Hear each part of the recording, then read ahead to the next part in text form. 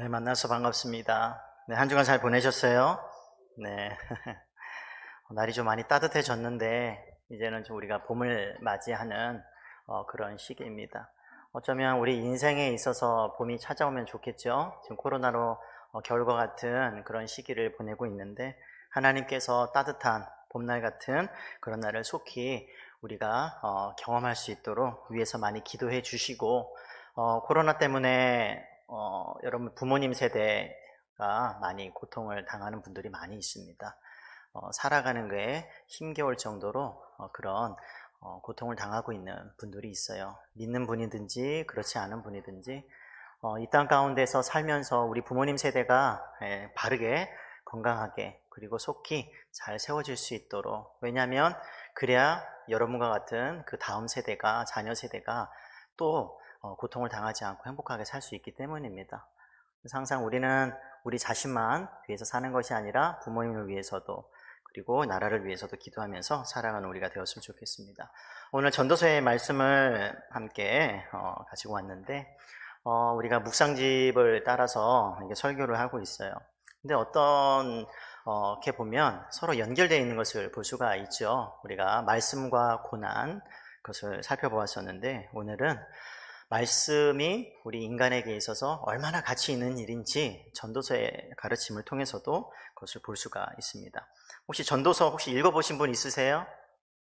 전도서 우리 어떠세요? 이해하기 쉬웠어요? 잠언의 말씀은 정확하게 속담처럼 격언처럼 딱딱 주시기 때문에 이해가 조금 쉽습니다. 근데 전도서의 가르침을 보면 조금 생각을 하면서 읽어야 돼요. 근데 저자는 같죠. 젊은 세월, 젊은 어떤 그런 시기에 잠언을 솔로몬이 기록을 했다면, 노년의 시기에 솔로몬이 이것을 기록을 했습니다. 그러니까 인생이죠. 여러 가지 상황들을 다 경험해 본, 힘든 것, 기쁜 것, 즐거운 것, 그리고 뭐 사랑이라든지 여러 가지 이 땅 가운데서 인간이 경험할 수 있는 모든 것을 찾아서 배웠던 솔로몬이 노년에 우리에게 주신 말씀입니다. 그렇기 때문에 인간에 관한 아주 깊은 성찰이 전도서 안에 담겨져 있어요. 저는 그래서 개인적으로 전도서를 제가 가장 좋아하는 성경이라고도 할 수 있을 만큼 전도서를 좋아합니다. 전도서 우리가 항상 책을 보게 되면 시작이 있고 끝이 있겠죠. 우리가 오늘 부분은 결론에 해당하는 그런 12장에 있는 말씀, 8절까지 12장 8절까지가 1차적인 책 전체의 서론, 본론, 결론을 다 이야기했다면, 결론의 결론이라고 할 수 있는 부분이 오늘 우리가 읽은 9절에서 14절까지 말씀이에요. 그러면 1장 1절과 12장 8절 처음과 끝을 보게 되면 그 책이 무엇을 말하는지 우리가 알 수 있거든요. 1장 1절을 보면 다윗의 아들 예루살렘 왕 전도자의 말씀이라, 이거죠.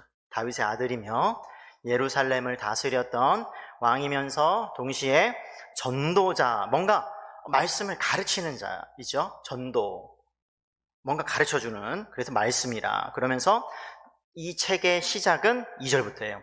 전도자가 이르되 헛되고 헛되며 헛되고 헛되니 모든 것이 헛되도다. 한 구절 안에 헛되다라는 말이 5번 기록되어 있죠. 그런데 이 헛됨의 영역이 주어져 있습니다. 잘 생각하셔야 돼요. 오해할 수가 있어요. 왜냐하면 우리가 이 땅에서 사는 게 참 허무하구나. 그러니까 철학적으로 허무주의에 빠질 수가 있습니다. 그래서 인생을 비관하고 이 땅에서 살아가는 것이 참 덧없다, 아무런 의미가 없다, 이렇게 생각해서 쉽게 어떤 작가처럼, 그렇죠? 노인과 바다라는 아주 위대한 작품을 쓰면서도 나중에 허무주의 철학자거든요. 그런 사상에 빠져서 결국에는 자살하고 마는 그런 비참한 일이 일어날 수가 있어요. 왜요? 이 땅에서 사는 게 의미가 없으니까. 근데 성경에서 말하는 것은 허무주의 철학을 가르치는 게 아니에요. 그 사상을 가르치는 게 아니에요. 3절을 보니까 해 아래에서, 이게 중요해요. 그러니까 이 성경은 철저하게 해 위와 해 아래를 구분합니다. 그러니까 해 아래에서 수고하는 모든 수고가 사람에게 무엇이 유익한가, 이렇게 이 근본적인, 그러니까 이 땅에서 우리가 열심히 땀을 흘리면서 일하는 그 수고, 그것이 의미하는 게 뭐냐? 그게 가치가 있는가? 유익한가?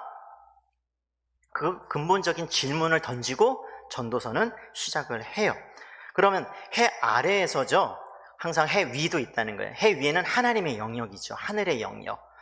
그러니까 해 아래 살지만, 결론적으로 말씀드리면 해 위의 영역을 바라보고 살아가는 사람들은 허무주의에 빠지지 않습니다. 하늘의 영역인 하나님을 바라보고 하나님을 믿지 않고 이 땅 가운데서 살아가게 되면 허무주의에 빠질 수가 있어요. 하지만 우리는 하나님에 대한 신앙이 있죠.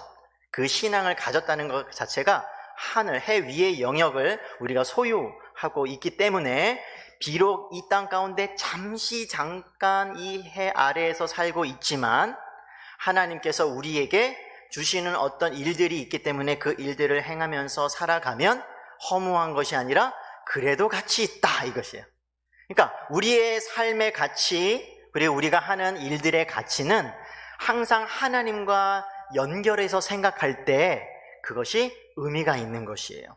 여러분들이 공부하는 것도 마찬가지예요. 이 땅에서 공부하는 것, 또 먹고 살아가는 것, 결혼하는 것, 일하는 것, 그리고 여러 가지 이 땅 가운데 살면서 하는 그 일들이 의미가 있으려면 무엇이 필요한 거예요? 하나님에 대한 신앙이 있어야 돼요. 하나님에 대한 신앙을 가지고 이 땅 가운데서 살면서 일을 하게 되면 그 일은 가치 있는 일이 될 수가 있어요. 항상 생각하셔야 돼요. 공부도 마찬가지입니다. 내가 왜 공부하지? 하나님과 생각을 함께 연결해서 생각을 하고 그 가치를 우리가 생각할 때 거기에서 오는 무엇이 있는 거예요? 의미가 있어요. 공부의 의미가 있는 거예요. 그래서 공부의 신은 여러분들이 아니라 공부를 우리에게 주시는 하나님이 진짜 신이시죠. 하나님께서는 배움의 영역도 만드셨고 우리가 배움을 통해서 뭔가 깨닫기를 원하시고 그것을 사용해서 하나님의 뜻을 이루시니 진정한 공부의 신은 하나님이라고 할 수가 있습니다. 사람을 공부의 신이라고 부르지 마세요. 공부 조금 하는 거예요. 하나님에 비하면 아무것도 아닌 거죠. 항상 이런 생각. 그리고 12장 8절 한번 볼까요? 8절 결론이죠. 처음에 해 아래서의 그 인간의 그 수고의 그 유익에 대한 근본적인 질문을 던지고 있고요. 12장 결론에 해당하는데요. 자, 한번 볼게요. 7절, 흙은 여전히 땅으로 돌아가고 영은 그것을 주신 하나님께로 돌아가기 전에 기억하라 하면서 8절, 전도자가 이르되 헛되고 헛되도다, 모든 것이 헛되도다, 이렇게 말해요.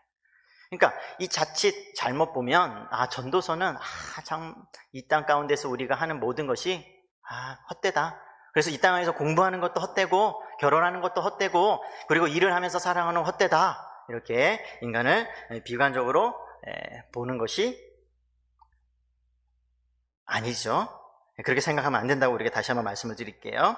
그러면서 진짜 결론은 9절에서 14절이에요. 오늘 우리가 읽었죠. 그러면서 이 9절에서 14절을 보게 되면 그 결론은 이런 거예요.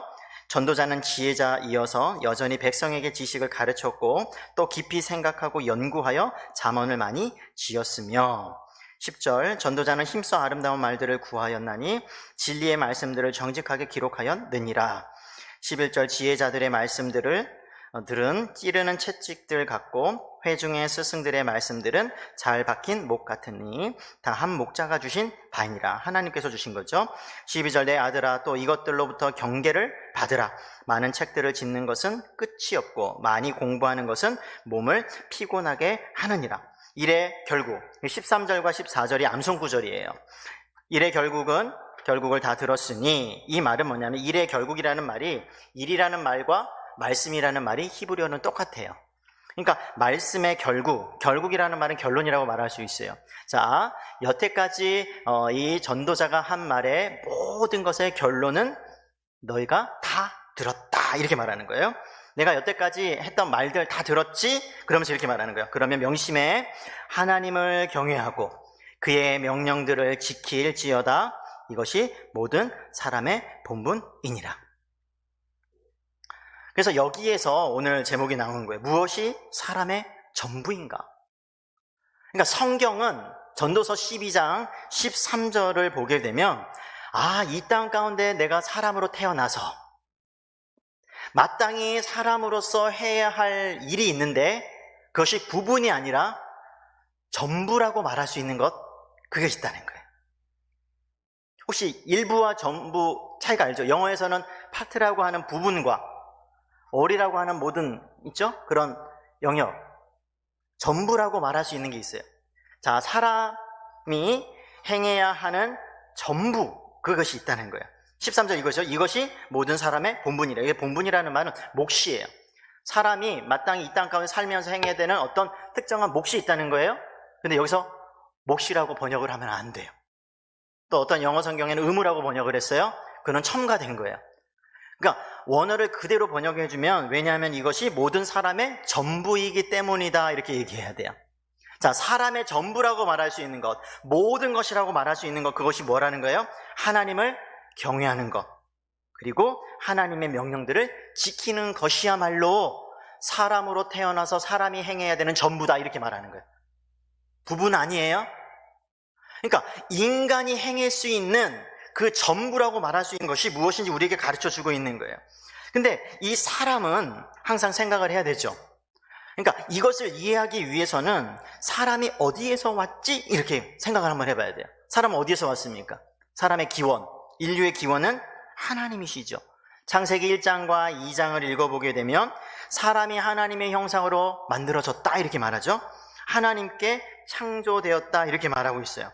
그러니까 인간이 될 수 있는 것, 인간됨이라고 하는 것은 하나님 앞에서 생각해야 되고요. 그리고 하나님을 떠나서는 인간이 인간으로서 존재할 수 없다는 것을 성경은 우리에게 말해주는 거예요. 다시 간단히 말씀드리면 인간은 독립적인 존재가 아니에요. 상대적인 존재예요. 절대자이신 하나님에 의해서 상대적으로 만들어졌죠. 그러니까 이 상대라는 말은 항상 하나님과 인간인 나를 생각했을 때 나의 존재의 의미를 발견할 수가 있는 거예요. 그래서 인간의 인간됨은 하나님과 항상 연결해서 생각을 할 때 우리가 그 인간됨을 알 수가 있는 거죠. 인간으로서 행하는 일도 마찬가지예요. 아까 전도서에 해 아래서의 우리의 삶에 인간이 행할 수 있는 그 모든 일들이 의미가 있기 위해서는 무엇이 필요하다는 거예요? 항상 우리의 일과 하나님과 서로 그 일을 연결시켰을 때 그 일이 의미 있는 것처럼, 인간이 인간으로서 의미가 있기 위해서는, 인간 존재의 가치와 그 의미를 우리가 생각하기 위해서는 하나님을 떠나서는 그것이 불가능하다는 이야기예요. 여러분들이 내가 이 땅에서 왜 살아가지? 내가 왜 존재해야 되지? 그것을 찾기 위해서는 항상 하나님을 묵상하고 하나님을 생각하지 않으면 그걸 알 수가 없는 거예요.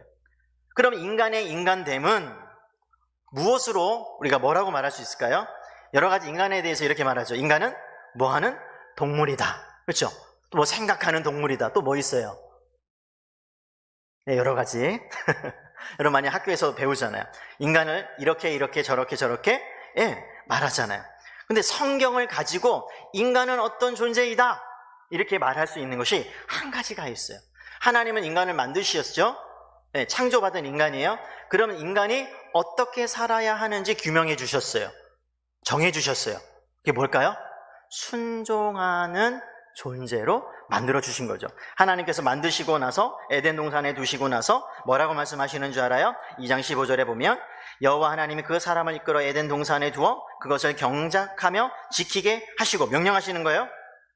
16절 여호와 하나님이 그 사람에게 명령하여 이르시되 동산 각종 나무의 열매는 내가 임의로 먹되 선악을 알게 하는 나무의 열매는 먹지 말라. 내가 먹는 날에는 반드시 죽으리라. 명령에 순종하면 살고 불순종하면 너희 정말 죽을 거야, 이렇게 말하죠. 그러니까 에덴 동산에서의 그 인간의 삶이라고 하는 것은 순종하는 삶이에요. 그래서 하나님은 어떤 존재로 인간을 만드셨다고요? 순종하는 존재로 인간을 만드셨어요. 이거 잘 기억하셔야 돼요. 이게 성경 끝까지 갑니다. 하나님께서 왜 만드셨다고요? 하나님의 말씀에 순종하는 존재로 하나님 인간을 만드셨어요. 그냥 만드시는 것이 아니라 너희 멋대로 살아가라고 하나님께서 인간을 만드신 것이 아니라 순종하는 삶을 살라고 우리에게 만들어 주셨다는 거예요. 그것이 전도서에 그대로 나와 있는 거예요. 일의 결국을 다 들었으니 하나님을 경외하고 그의 명령들을 뭐 하라고요? 지킬지어다. 이게 사람의 전부래요. 간단히 말하면 순종하는 사는 것이 떨어져 있는 것처럼 생각되잖아요. 아니요, 같은 거예요. 간단히 말하면 경외하는 사람은 하나님의 말씀을 순종합니다. 지킵니다. 어디서 볼 수 있냐면 창세기 22장 혹시 아셔요? 아브라함의 시험이 나타나고 있어요. 아브라함이 시험을 받는 장면이 나오죠. 자기가 사랑하는 독자 이삭을 하나님께서 뭐 하라고 하죠? 하나님께서 정해주신 그 산에 가서 번제로 드리래요. 제물로 드리래요. 근데 아브라함이 즉각 순종합니다. 순종하고 나서 하나님의 말씀, 이해할 수 없는 말씀이지만 순종했을 때 아브라함이 듣는 평가가 무엇인지 아세요? 22장 12절이에요. 사자가 이르시되 그 아이에게 내 손을 대지 말라, 그에게 아무 일도 하지 말라, 내가 내 아들 내 독자까지도 내게 아끼지 아니하였으니 내가 이제야 너가 하나님을 경외하는 줄을 아노라. 자, 아브라함이 순종했어요. 순종하고 나서 하나님께서 그 이삭을 살려주셔요.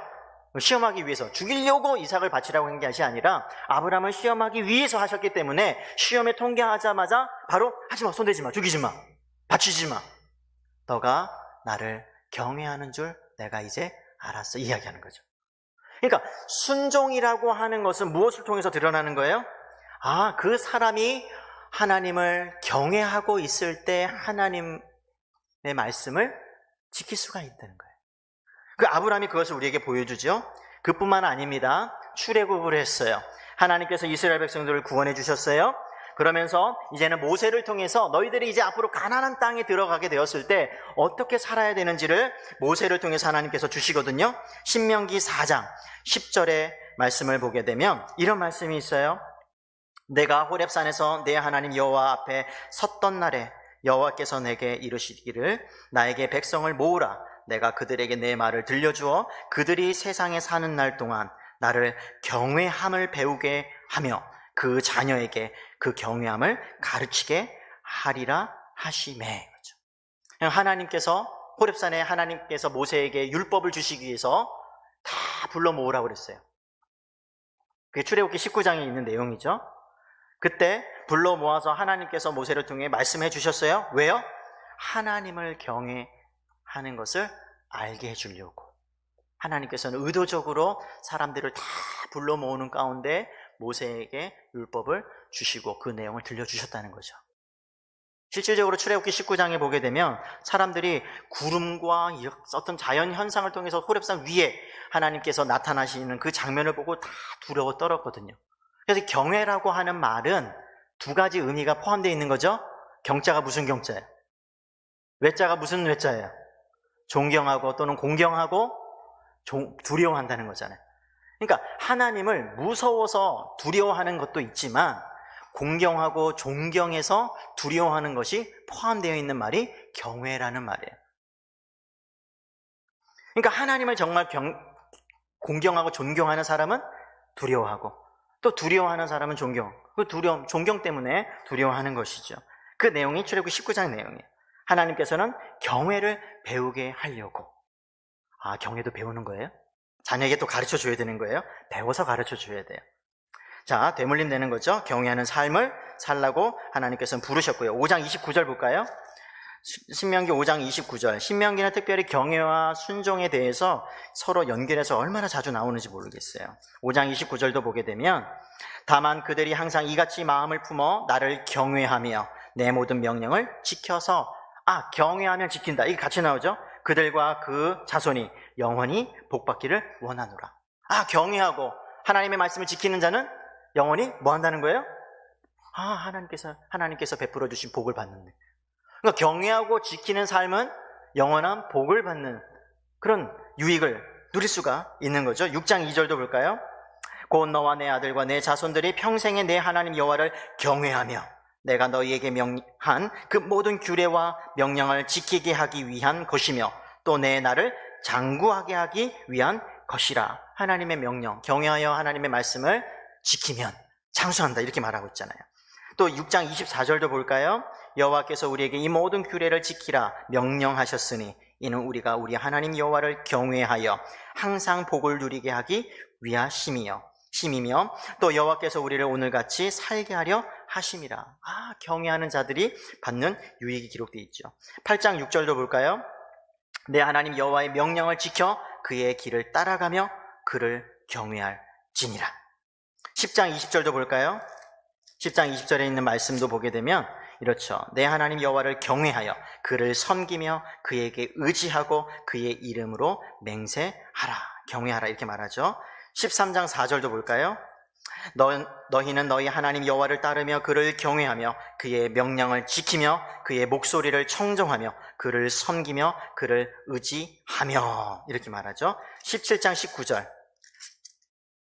평생에 자기 옆에 두고 읽어 그의 하나님 여호와를 경외하기를 배우며 이 율법의 모든 말과 이 규례를 지켜 행할 것이라. 이스라엘 왕이면 반드시 해야 되는 게 있어요. 여호와를 경외하며 이 말씀에서 떠나지 않는 것이죠. 근데 여기서 뭐라고 말하죠? 자꾸 여호와 경외하기를 배워야 한다 이거죠. 그럼 어떻게 배울 수가 있어요? 하나님의 율법, 하나님의 말씀을 우리가 읽고 그 안에서 여호와 하나님을 경외하는 법을 배울 수 있다는 거죠. 그러니까 경외하는 것, 이것은 배움을 통해서도 알 수 있다는 거예요. 실행할 수 있다는 거예요. 우리가 왜 성경을 열심히 읽고 공부해야 돼요? 여러 가지 목적이 있죠? 그렇죠? 고난에서 벗어날 수 있는 길도, 우리가 어떻게 살아야 되는지도 알려주고, 하나님을 어떻게 사랑해야 되는지도 알려주고, 다양한 이유가 있을 거예요. 여기서 한 가지, 여호와 하나님을 우리가 어떻게 경외할 수 있는지 우리에게 가르쳐 주기 때문에, 우리가 배워야 하기 때문에 성경을 읽어야 되는 거예요. 이스라엘 왕만 해당되는 게 아니죠. 31장 12절도 볼까요? 31장 12절의 말씀. 고 백성의 남녀와 어린이와 내 성읍 안에 거류하는 타국인을 모으고 그들에게 듣고 배우고 내 하나님 여호와를 경외하며 이 율법의 모든 말씀을 지켜 행하게 하고이죠. 경외하고 하나님의 말씀을 지키는 것은 배움을 통해서 할 수 있다. 이것을 계속해서 말해주고 있어요. 그렇기 때문에 너희들만 배울 뿐만 아니라 너희의 자손들까지, 그렇죠? 그것을 전수해서 가르쳐서 전수해주라 이렇게 얘기하고 있는 거예요. 28장 58절. 그러면 그렇게 하지 않으면 어떻게 되는데요? 네, 경고의 말씀도 나옵니다. 28장 58절 볼까요? 예, 심판의 내용이 나오는데 내가 만일 이 책에 기록한 이 율법의 모든 말씀을 지켜 행하지 아니하고 내 하나님 여호와라 하는 영화롭고 두려운 이름을 경외하지 아니하면 어떻게 될까요? 59절부터 나오는 거예요. 59절만 한번 같이 읽어볼게요. 여호와께서 내 재앙과 내 자손의 재앙을 극렬하게 하시리니 그 재앙이 크고 오래고 그 질병이 중하고 오래 것이라. 하나님의 언약적 저주를 받게 된다는 거예요. 그러니까 이스라엘, 아니 하나님의 백성들은요, 선택권이 없어요. 처음부터 인간이라고 하는 존재는 하나님의 말씀에 순종하는 존재로 지음을 받았어요. 구원을 받은 이스라엘 백성들도 똑같습니다. 구원을 받은 하나님의 백성들도 순종하는 삶을 살아야만 했던 것이에요. 그렇지 않으면 어떻게 돼요? 아담을 한번 보세요. 순종하지 않은 아담 어떻게 살았어요? 행복했어요? 아니요. 굉장히 불행했거든요. 이스라엘 백성들 한번 보세요. 이 불행의 역사, 신명기 이후 여호수아서부터 말라기서까지 한번 여러분들이 성경을 읽어보세요. 여호와를 경외하지 않고 하나님의 말씀을 지키지 않은 이스라엘 백성들이 어떻게 살았는지, 아니 어떻게 되었는지, 하나님께서 그들을 어떻게 다루셨는지를 한번 우리는 충분히 역사적인 사료를 통해서 볼 수 있어요. 어떻게 됐어요? 결코 행복하지 않습니다. 나라가 망해요. 가정이 파괴되어 우리의 삶의 미래를 꿈꿀 수가 없어요. 아니 먹고 살아가는 것, 아니 전쟁에 의해서 우리가 얼마든지 숨을 쉽게 죽을 수밖에 없는 그런 운명을 당할 수밖에 없었던 것을 우리는 역사를 통해서 알게 되죠. 이것은 구약의 가르침만 해당되는 것이 아닙니다. 요한일서 5장 3절 한번 보게 되면 뭐라고 나와 있냐면 이런 말씀이 있어요. 요한 1서 5장 3절 말씀 보게 되면 하나님을 사랑하는 것은 이것이니 우리가 그의 계명들을 지키는 것이라. 그의 계명들은 무거운 것이 아니로다. 예수님께서 요한복음 14장 5절에서도 뭐라고 말씀하셨는지 알아요? 똑같이 비슷한 말씀을 하셨어요. 요한복음 14장 5절에 이렇게 말씀하셨어요. 도마가 이르되 주여 주께서 어디로 가시든지 우리가 알지 못하거늘 그 길을 어찌 알겠사옵나이까 하면서 이렇게 하죠. 6절에 예수께서 이르시되 내가 곧 길이요 진리요 생명이니 나로 말미암지 않고는 아버지께로 올 자가 없다 이렇게 말씀하시면서 21절에 계속해서 나의 계명을 지키는 자라야 나를 사랑하는 자니 나를 사랑하는 자는 내 아버지께 사랑을 받을 것이요 나도 그를 사랑하여 그에게 나를 나타내리라. 계명을 그냥 듣고 배우는 데서 멈추지 않고 그 하나님의 말씀을 통해서 하나님을 경외하고 하나님을 사랑하게 될 때 그 하나님을 경외하고 하나님의 말씀을 지키는 그 사람에게 무엇을 약속하고 있어요? 사랑을 받게 된다. 그리고 예수님께서 직접 나타내 주시겠다 이렇게죠. 증거를 보여주시는 거잖아요.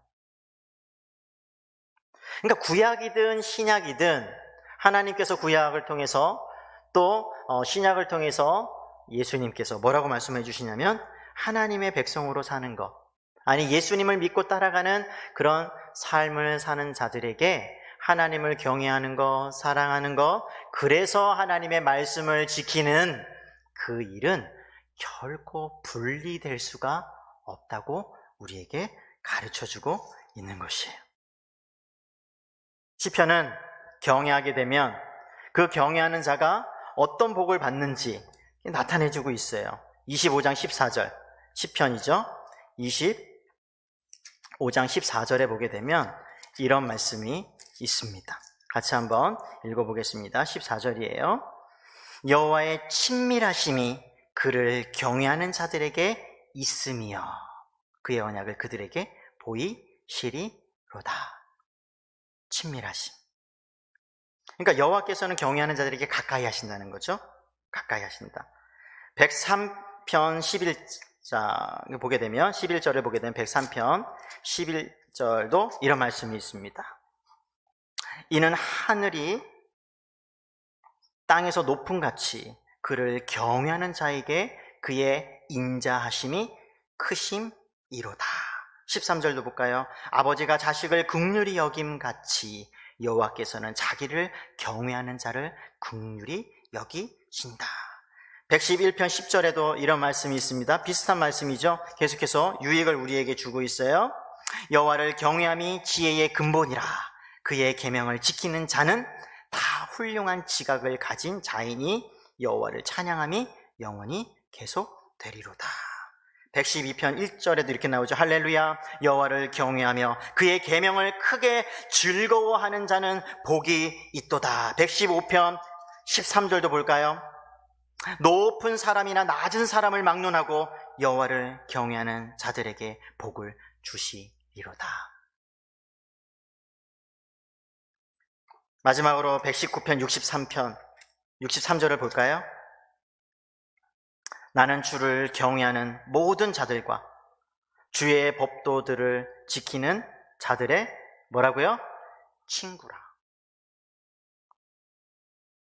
친히 하나님께서는 친밀한 언어를 사용하시면서 하나님을 경외하고 그분의 계명을 지키는 자들에게 다양한 약속과 복을 선언하시면서 그와 같은 삶으로 하나님의 백성들을 초청하고 있어요.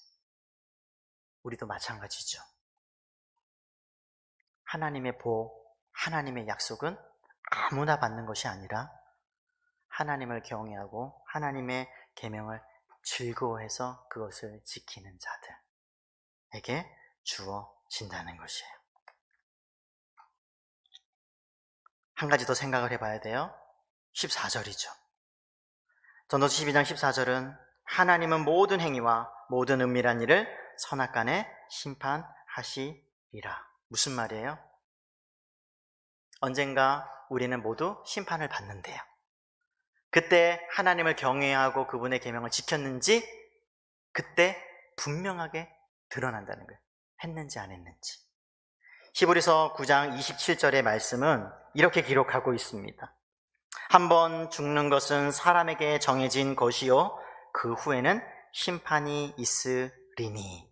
고린도 후서 5장 10절도 이렇게 말합니다. 이는 우리가 다 반드시 그리스도의 심판대 앞에 나타나게 되어 각각 선악간에 그 몸으로 행한 것을 따라 받으려 함이라. 이렇게 말씀을 하고 있습니다. 로마서 2장 6절, 16절에도 이렇게 말씀하고 있죠. 곧 나의 복음에 이른 바와 같이 하나님이 예수 그리스도로 말미암아 사람들의 은밀한 것을 심판하시는 그 날이라. 언젠가 우리는 모두 심판대 앞에 서게 됩니다. 선악간에 은밀한 건 뭐예요? 우리가 숨어서 남몰래 했던 행위들까지 다 하나님께서는 알고 그것을 심판의 대상으로 삼으신다고 말씀하고 있습니다. 그러니 뭐 하라는 거예요? 사람의 전부인 하나님을 경외하고 그 경외하는 사람들이 하는 하나님의 말씀에 순종하는 그 일을 하라고 우리에게 말씀해주고 있습니다. 사무엘은 이렇게 말합니다. 순종이 제사보다 낫고 듣는 것이 순양의 기름보다 나으니. 순종 결코 값없지 않습니다. 하나님께서 우리에게 순종하라고 오늘도 말씀해 주고 있습니다. 순종하는 자들이 받는 복을 여러분은 다 누리시기를 바랍니다. 하나님을 경외하고요, 하나님을 더 사랑하는 2021년도가 되었으면 좋겠습니다. 그와 같은 복을 누리는 저와 여러분 되시기를 주님의 이름으로 축복합니다. 기도하겠습니다. 하나님 아버지, 무엇이 사람의 전부인지 마땅히 하나님의 창조함을 받은 사람들이 행해야 되는 것이 무엇인지 우리가 알게 되었습니다. 배웠습니다. 하나님을 경외하는 것이고 하나님의 계명들을 지키는 그 일이 얼마나 가치 있는 일인지 오늘 우리가 배웠습니다. 이 배운 말씀대로 살아가서 하나님을 더 경외하고 사랑해서 하나님이 주시는 그런 복을 누릴 수 있는 2021년도가 되게 하여 주시옵소서. 하나님 그와 같은 은혜를 우리에게 베풀어 주시옵소서. 예수님의 이름으로 기도했습니다.